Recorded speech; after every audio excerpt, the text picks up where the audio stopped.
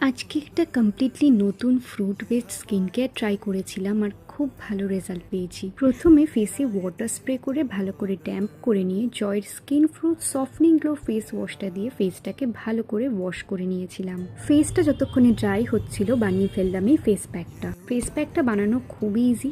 সকালেই এক্সট্র্যাক্ট করে রেখেছিলাম ওয়াটারমেলন আর বিটরুট জুস, এবার তাতে অ্যাড করে দিয়েছিলাম একটুখানি চালের গুঁড়ো আর অ্যালোভেরা জেল।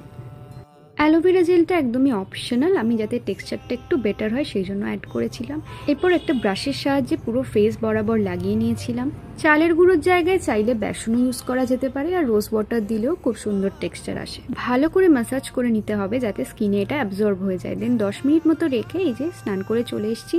এরপর ইউজ করছি ভিটামিন সি টোনারটা, এটাও কিন্তু পুরো ফ্রুট বেসড। আর একদম লাস্টে ইউজ করছি বেলা ভিটারি স্নেল মিউসিনটা, যেটা আমার স্কিনে খুব ভালো স্যুট করে। আর লিপ বাম ঠোঁটটাকে একটু ময়শ্চারাইজ রাখার জন্য। স্কিনটা কি সুন্দর সফট হয়ে গেছে।